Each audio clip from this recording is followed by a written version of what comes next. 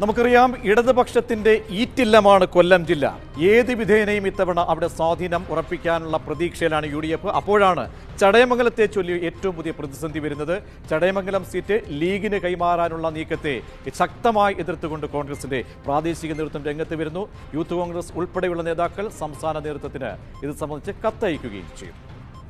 ഇടതുപക്ഷത്തിന്റെ ഉരുക്കുകോട്ടയാണ് കൊല്ലം ജില്ലയിലെ ചടയമംഗലം നിയമസഭാ മണ്ഡലം. 2001 പ്രയാർ ഗോപാലകൃഷ്ണൻ വിജയിച്ചതൊഴിച്ചാൽ മറ്റെല്ലാ തവണയും ഇടതിനൊപ്പം നിന്ന മണ്ഡലം. വർഷങ്ങളായി കോൺഗ്രസ് മത്സരിക്കുന്ന ചടയമംഗലം ഇക്കുറി മുസ്ലിം ലീഗ് ആവശ്യപ്പെട്ടു.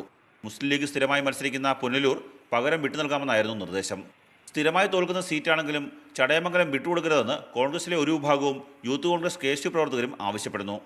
സീറ്റ് വെച്ച് മാറ്റത്തെ എതിർത്ത് പോസ്റ്ററുകളും മണ്ഡലത്തിലാകെ പ്രത്യക്ഷപ്പെട്ടു.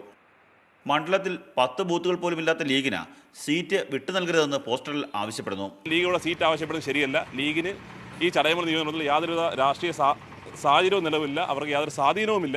ഈ ചടയമംഗലത്തിന്റെ അവകാശവാദം തീർച്ചയായും ഉപേക്ഷിക്കണമെന്നാണ് ഞങ്ങൾക്ക് പറയാനുള്ളത്. സീറ്റ് ലീഗിന് നൽകിയാൽ പരസ്യ പ്രതിഷേധമുണ്ടാകുമെന്നും പ്രചാരണത്തിൽ നിന്ന് വിട്ടുനിൽക്കുമെന്നും കോൺഗ്രസ് നേതാക്കൾ പറയുന്നു.